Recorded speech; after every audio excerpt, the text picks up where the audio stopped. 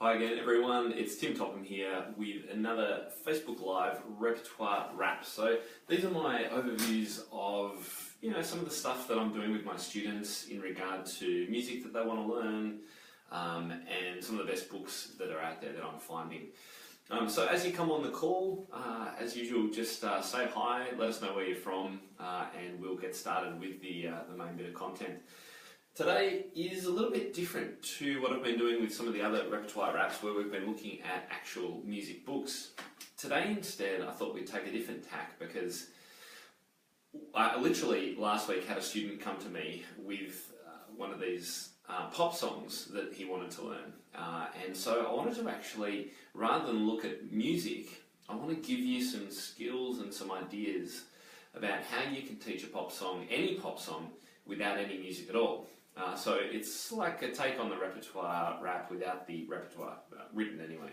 So it's a little bit different today. I hope it's going to be really useful for you. And we're actually going to be looking at a piece called Mockingbird by Eminem.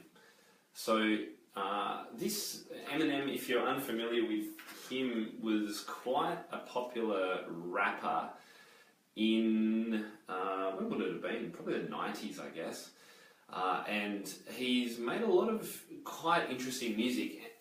And what you find with rap music, and a lot of piano teachers would just go, there's nothing I can teach in rap music. Well, I take a slightly different tack because with rap music there tends to always be some kind of, well, no, it's not true. In certain rap artists' repertoire, there tends to be some part of the music which is musical, and then they rap over the top of it. But often there's, chunks like a chorus that might have some chords in it. So that's the kind of piece that we're going to look at today. G'day Maggie, I can see that you've joined. As you come on the call, just say hi and let me know where you're from. And as the call progresses, if you've got anyone that you think would find it really helpful to know a little bit more about how to teach a pop song with no music, then please share this with your friends so that they can find it as well. Okay, so as usual, I've put a couple of notes at timtopham.com/rap, R-A-P. But given that this is a little bit of a different session, there's not so many links to music and things like that. But if you have missed or you're interested in any of the previous ones I've done, so we talked about, in the very first repertoire rap, we talked about pop music arrangements and books that I recommend that actually sound good and the kids want to play, so that was number one. And 2 weeks ago we did a session on great music for adults and teenagers, the new age film kind of music. So if you're interested in that, and you've got students who play that kind of music, then check out repertoire rap number 2. All the links are all at my blog, or you can just head to timtopham.com/rap. Okay, so let me play you a little bit of this song that this student wanted to learn. Hello, Laura, from the USA. So what I tend to do, if a student comes in and says, I really want to play this song, then if we've got the time, and I tend to try and always make the time, then the first thing we do is actually jump on YouTube, which I've got over here on my computer, and have a listen to the song. So that's what I'm going to do with you right now. So this is exactly what I would do in a piano lesson with a student. And this is what I did with my student the other day. So I literally typed into Google the name of the song, into YouTube, and let's have a listen to the first part.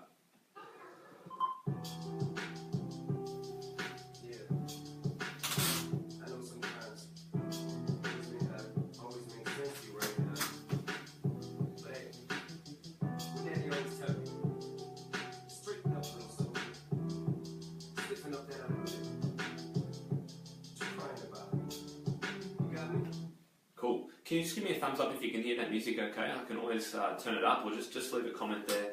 Hopefully you were able to hear it. It's got a little chordal piano riff behind it, so I thought, woohoo, okay, we're heading in the right direction already. So this is something that we could potentially teach the student. I listened to it for probably, a couple of minutes with the student, and we worked out that it sounded like it didn't change at all. It just has maybe 4 chords in it, which, as you know, the more you explore pop music, isn't a huge surprise to most people. Alright, so step number 1, listen to the song with your student. Don't worry about using lesson time to do this as well. It's great because you can find out what the music's like, you can get an idea of whether it's something that you could teach, and you know, it's okay to use a lesson like this. Students like to see that you're engaging with it. They like to see that, one, you're open to learning some other things, helping them learn things. Number two, you're happy to learn some new things with them as well. So, this is totally okay. We're not going to spend the whole lesson doing it, but part of the lesson, totally cool. So we've had a listen to it. The second question, I want you to almost write this down somewhere. If you're teaching a pop song, the most important question to ask a student is, which part would you like to learn? Which part would you like to learn? This is crucial because I've had so many times when a student will want to learn a pop song, but the bit that they want to learn is actually just the riff of the chorus or a bit near the end or something. It's not necessarily going to be the beginning. Classic example where it is the beginning, of course, was the song that everyone wanted to learn. That Coldplay riff, right? Now that's a classic one. Start of the song. Lots of kids know how to play that. It's fun to play, right? I know how to play it. I could pull it out at any stage, and that's what I like being able to have my students do too. But it might not be at the beginning of the song. So just ask the student, which part would you like to learn? And make sure you go to that next, okay? So that's step 2. Step 3, you've really then got some options. How are you actually going to help the student learn this song? And you've got 3 kind of choices here. We can learn it by ear, we could learn it by the sheet music, or we could learn it by the chord progression, using a chord chart of some sort. So for today, we're actually going to do it by ear, because this is a completely repetitive pattern. It's actually got a piano part over the top of it, but the chord progression, we should be able to work out by ear. Alright, so let's go into that now, and let me show you what I actually did with the student. So let's just hear it again, and I want you to start listening for the bass line. And this is what is the magic behind how you can use pop music and connect that to oral work. If you're thinking about a holistic way of teaching, oral work should be part of everything that you do in a lesson. Try to avoid, at the end of a lesson going, okay, so what interval's that? Or what interval's that? Things like that, it's just so disconnected for students that it becomes meaningless, and it just becomes that kind of little add-on that you chuck on at the end, when it shouldn't be, of course. For students, oral and listening and singing should be part of everything that they do. So this is where pop can be really, really helpful. Give us a thumbs up if this is making sense. Alright, here we go. I'm going to play it again, and I want you to listen out for the bass line. Everyone gave me a heart or a thumbs up before, so I'm gathering you can hear it okay. I'll turn it up a touch. Listen for the bass line, and can you hum the bass line? And I will do this with my students. Here we go.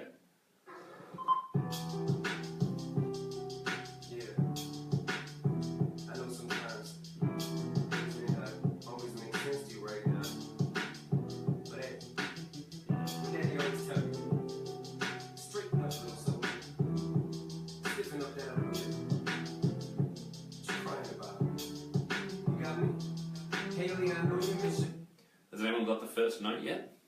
Find that note on the piano. Here it is. Right, so if you're listening, now it's much easier for us as trained professionals to be able to do this, right? It's something that students have to develop a skill in doing. And finding the bass line of a song tends to be one of the hardest things to do, because they're going to hear, he's singing, right? They're going to hear whatever's up at the top part of the piano, the melodic ideas. They're going to hear. What is it? That's what they're going to want to hum back to you, but of course that's not going to help us find the chords. We need to find that bass line down low, so we've got to help turn on their ears to doing this. There's a whole lot of ways we can do this, and there are skills that we can give them to get better at hearing bass lines, but this is where we need to start. So I say to the student, can you hum the home note? Hum that first note. What is it? And can you play it? Let's match it on the piano. Okay, we've got our first note. So let's have another listen. Where does it go then? Does it go down or does it go up? So here's the main note. Yeah. I can see you sad, even when you smile, even when you laugh. I can see it in your eyes, deep inside. And which way does it go? It goes down, right? So we can try and get them to hum. Where does it go? Goes down to here. What note's that? That's a C. So we've got an E and a C. And then where does it go? You wanna cry, but you're scared. I ain't there. Daddy's with you in your prayers. Crying, breaking tears. Daddy's hand on my nightmares. And it goes back to the top. So we go ba, ba, ba, da. And just getting the student to vocalize that ba, ba, or da, da. Doesn't really matter what symbol they use or what vocal sound they use.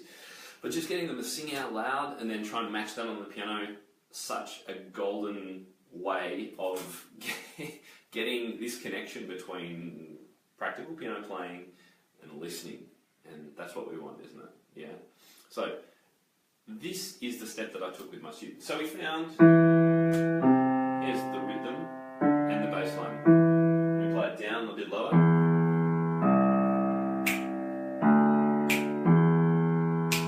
So it's got that slightly syncopated movement. Beautiful. Alright, so what do we add next? Well, it's a pop song, right? So it's based on chords. So we need to add some chords. So I'll say to my student, alright, well, let's find the first chord. We know the root note is an E, so what's your guess? What's an E chord, right? Does this song sound happy or sad? It's a pretty sad song, right? So why don't we try an E minor chord? Alright, let's try that. Yeah, okay, so we're starting to get somewhere. And with all pop music style playing on the piano, I tend to stick the chord just around or below middle C. It sounds kind of more rich in that part of the piano, so here rather than up here. And left hand, just a single bass note if the student is small, or you could use octaves if the student is a little bit older. Laura, any tips for shy students who will be reluctant to sing? Look, I've actually had a lot of this, Laura. It's a really great question. The strategy is just to do it all the time. Is just make it a normalised part of the teaching that you're doing. I've actually only changed doing more singing with my students probably in the last year or two, due to discussions I've been having and the things I've been learning online and in my community. So what happens is it becomes a little bit more normalised the more you do it. So just do a lot of singing, and the kids will groan and mumble. I've got a lot of teenage boys that I teach. It's become normal. So the more you do it, the more it will just become something that happens in your music lesson. And remember that if you can get kids singing, particularly if they can vocalise a rhythm, da, da, da, da, even without singing it, da, da, da, da, da, ba. Vocalising rhythms like that can really help these kind of things sink into their heads and into their ears and brains before they even try to play it. So it really, really does help. Good to see Yolanda as well on the call. Hello.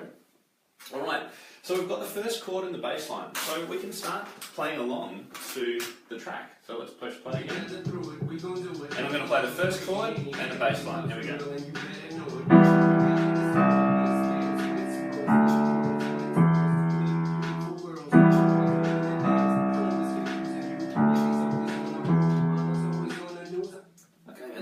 Get the idea. We've started to build a little bit of a framework around this song. Admittedly, this isn't the most interesting of pop songs, but if your student wants to learn it, well, fantastic. Let's go with it, right? It could just be that hook that keeps them wanting to learn for forever potentially. So go with this. All right. So we have picked out the first chord and we've got the bass line. We need to work out the other chords, right? So the next note is C. So what chord should we put with it? Well, let's put a C major chord with it. That sounds okay. What about the next chord? We've got the note D. We could either use a D minor or major. Here's minor. I'm not sure that sounds right. I think that sounds better. And then I think it just goes back to the E minor. So you know what? I actually think this is a 3-chord song. Here we go.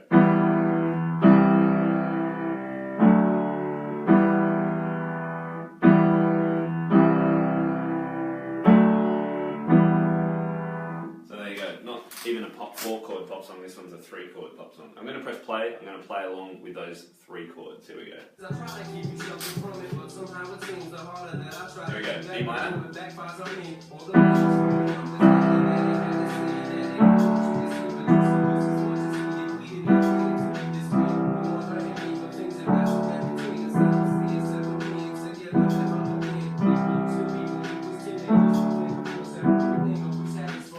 Great, so we've pretty much got the outline of this song. I don't think it actually does anything else other than these 3 chords. E minor, C major, and D major. Beautiful, right? Okay, now we've got kind of that framework, but it's not going to be very interesting for very long for the students. So we probably want to listen for, there is a bit of piano, melodic piano in the right hand. I'll go back to the beginning, see if you can pick it out.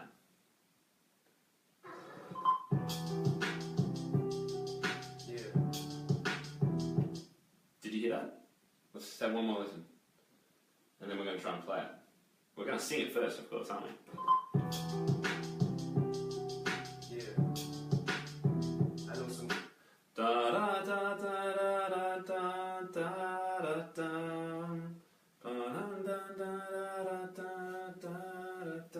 So, if students are a bit reluctant to sing along with them. Try and get them to vocalise whatever it is that they want to play. It's not too hard. Now,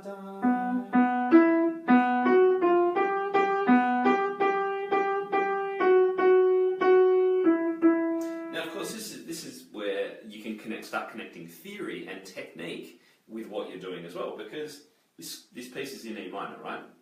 So as piano teachers, we know that there should be an F sharp in this piece somewhere, right? So for a student that's trying to play what they just sang,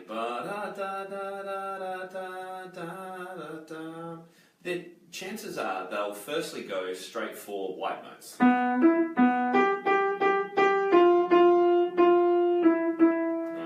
And if they're listening, they'll of course go, hang on a sec, that something doesn't sound right here.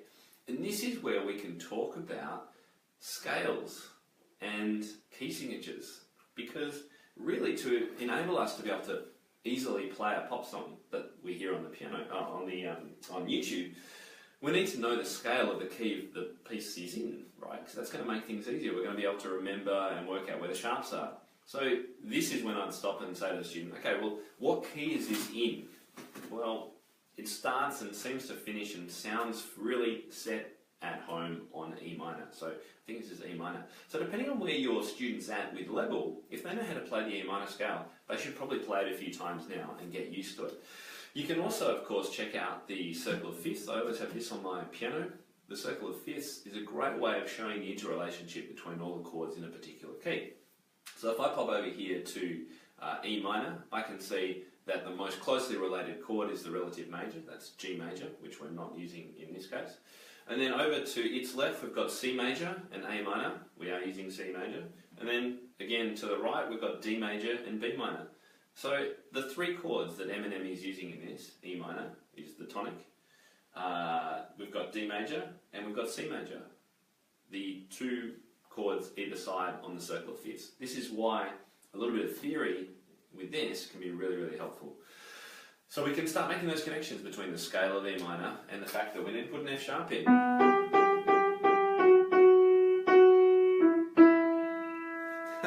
And I've just noticed a note, my piano instructor from college would be keeling over if she heard this. Fantastic, I love that. Okay, so with the F sharp in, we're sounding like we're in the right key now. This is good. So, if I played this, we've got a couple of things we could play. We could play the chords. And I'm using inversions, but if I use just reposition, it would sound like this.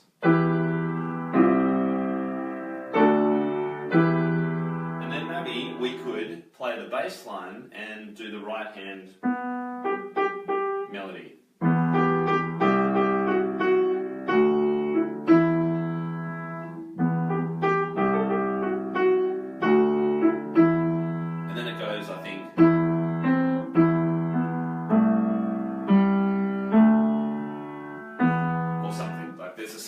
To that little right hand melody. So you can keep exploring exploring this with your student. Well, what does the melody do next? Can we work it out by ear? Again, this kind of cross-relationship between listening, singing, the theory of the scale of the keys and the chords, this is why I'm so passionate about pop music.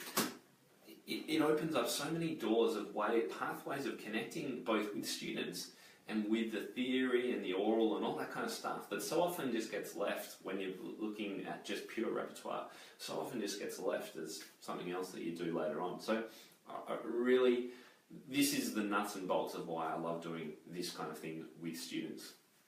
Now, I'm going to say it again because I know there were quite a few comments after my first one when I did the first repertoire rap talking about pop music arrangements, right? I don't advocate a diet of pure pop for any student, right? This is just a segment of a lesson, a part of a lesson, a way to capture their enthusiasm, a way to keep them hooked. This is what it's all about, okay? And I can see there's a couple of comments here about playing by ear. Yeah. Every ear player I know wants to learn to read, and every classical player wants to play by ear. Well, look, let's give our students the ability to do both. We should be creating well-rounded individuals, right? If we can maybe stick with the classical repertoire and all that stuff that we're already doing and the technique as part of our lesson, and then add a whole lot of oral, ear, listening, singing, chord playing as the second part of the lesson, we're going to be creating far better musicians. And they're going to love it. Trust me, they're going to love this, right? Okay, so we've listened to it. I'll just go through the steps that we're talking about here. First thing to do, listen to the song on YouTube with your student in the lesson. Just the first part, or whichever bit they want to learn, because that's the second question. Which bit do you want to learn? Ask them that very question. And go to that segment of the song and then listen to that. Step 3 is, how are you going to learn this? Are you going to, and there's 3 parts to this as well. I'm getting confused here. We're up to step 3, and there's 3 parts to step 3. So the 3 parts are we going to learn it by ear? Are we going to learn it by chords? Or are we going to learn it with the sheet music? So today we've taken the path of learning by ear. Now, there's no problem with you jumping on Google and typing in the name of the song. So in this case, Eminem, Mockingbird, piano sheet. That's what I'd type into Google. And what's the first thing that will come up? Tends to be music notes, all right? And you'll be able to preview the first page. That will give you the chord symbols above the melody.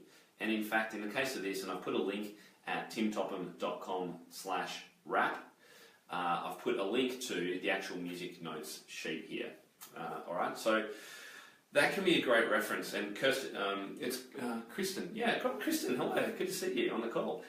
You're absolutely right. There's nothing stopping us using all 3 methods. And quite often, just to confirm what I'm hearing is right, I'll find the sheet music on music notes, that first page, and just check I've got the chord symbols right. Or if I need some help, use that first page. It's a free preview. You don't have to pay for anything, and it might just be the bit that the student wants to learn and gets you started. So we've got learning by ear, we've got learning with the sheet music, and we've got learning with chord symbols. So if you were to type Eminem Mockingbird chords, there's probably 2 sites that will come up. One is guitar, Ultimate Guitar, and the other's E-chords, E-chords.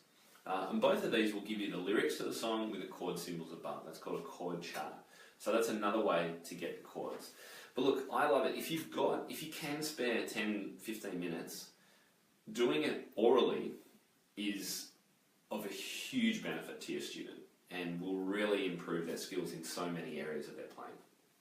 So, is this all making sense so far? Can you give me a little heart if this is helpful and if it's making sense? If you've got any questions, please pop a question in the box. I'll do my best to answer it.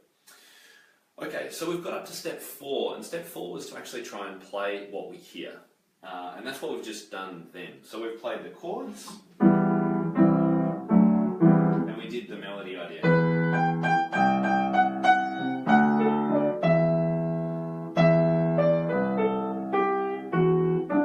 Or whatever, I can't remember how it goes. So that's step 4, is to try and work out what's actually being played. Now, we could at that stage, thanks Biff, we could at that stage finish. I mean, that could be, maybe that's all we've got time for. That's totally cool because the student can then go home and play along to YouTube. If you've got more time and it's perhaps a teenager or an adult, and you've got a longer lesson, then what I would say to do is then do a little arrangement of it. So get them to think outside the, I've got to just play along to YouTube, and think, can I make this actually my own piece of music? And there are a few simple ways to do this if you've never done it before. The most simple would be to move the chords and the ideas around the piano. So I think for my student, who we actually did this song with just last week, what I did is I suggested he could start maybe at the top of the piano. So he could do something like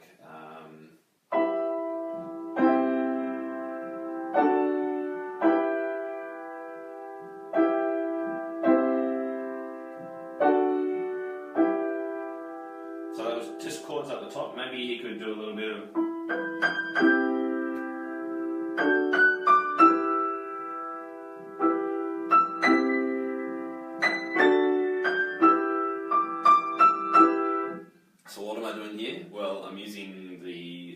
scale to do a little improv over the chords in my left hand, the chords from the song.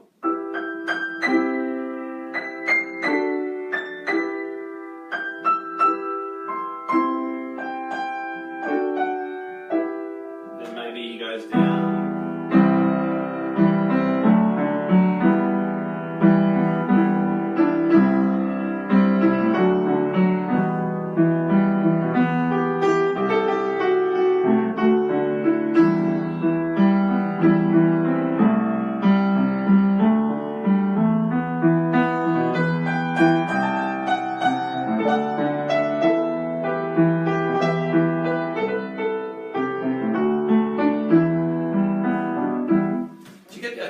So a student with a few ideas and skills in their head when it comes to a little bit of knowledge of scales and the key that they're working in, and an ability to play something while the left hand's been consistent with a chord progression, they can create a whole arrangement of this song.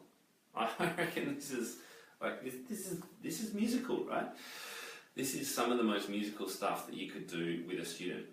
So that's step 5. I don't want to spend too much longer on this because I think 30 minutes is a really good chunk of information, and I've got far more information about this in the course that I've created on pop music, which I'll tell you about in just a second. But let's just recap one more time. First thing, listen to the song, ask which bit they want to learn, work out how you're going to learn it, chords, music, or oral, or a combination of all of them. Play the main components of the song, and then do it a little arrangement. It doesn't have to be long or complex, and get the student moving around the piano. And if they can move between chords and playing kind of melodic ideas, fantastic. I also, just as an aside, love teaching my students to, love encouraging my students to sing along. If it's a pop song, and your student, you reckon you could encourage them to do it, get them to sing along, because we all know how hard rhythm in pop music can be. If it's meant to be sung and we try and play it, it's incredibly difficult. So the easiest thing is to not try and play it, but actually get the student to sing along. Now that can be a big leap for some students, but I've also been incredibly surprised by when I put a little bit of pressure on how, when a student actually opens up with a bit of confidence, how beautiful their voice is.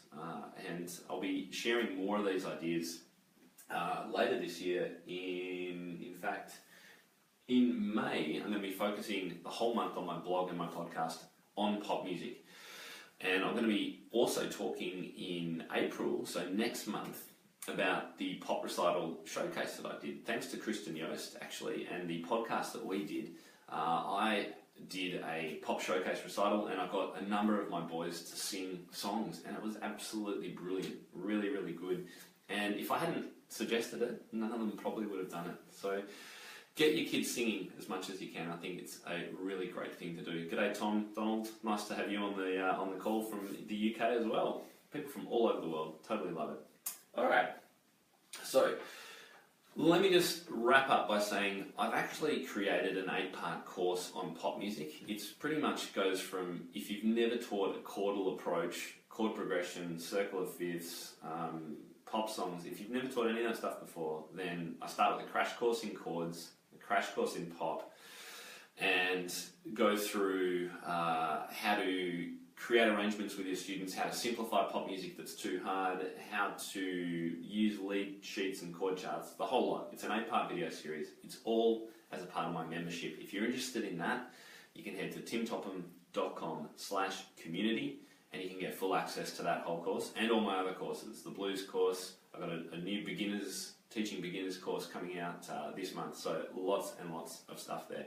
I'm just going to check out, we've got a question from Jack here.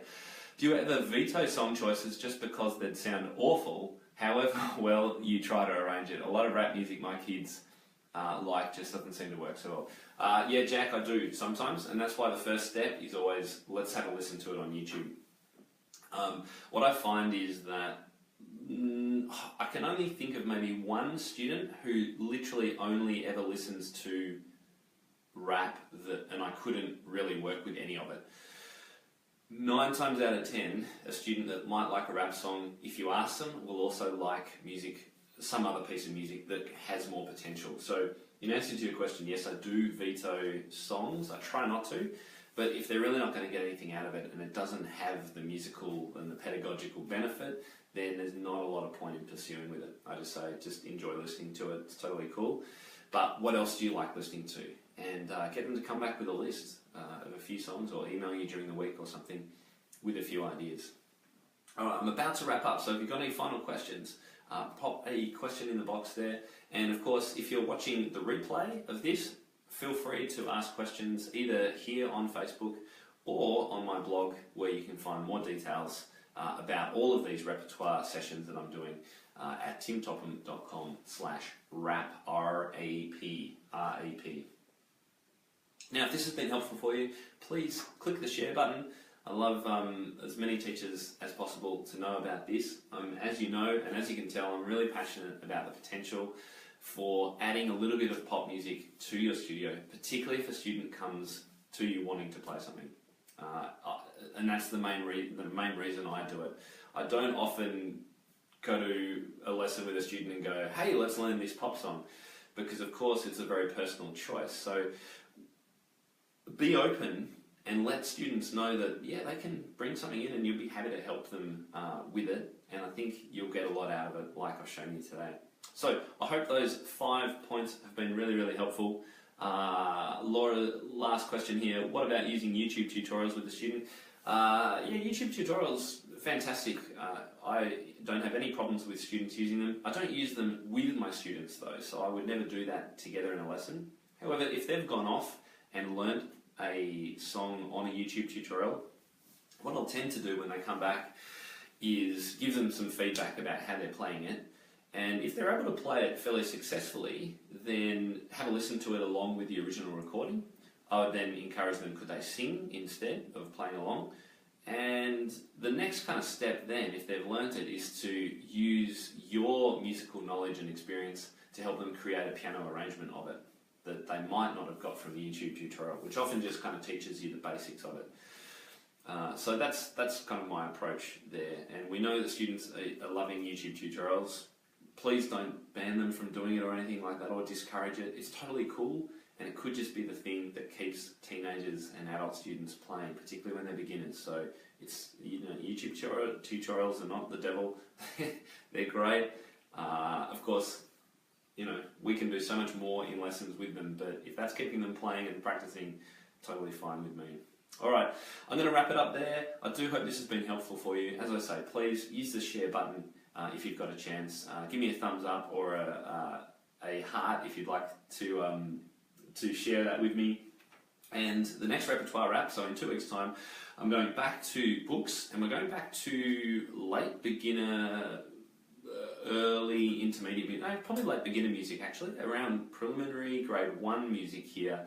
I'm going to show you some of my best choices, the music that kids just totally love, that you probably won't find in any repertoire, exam books and things like that. So I hope that's really useful. I'll see you in 2 weeks' time. Thank you very much for joining me today.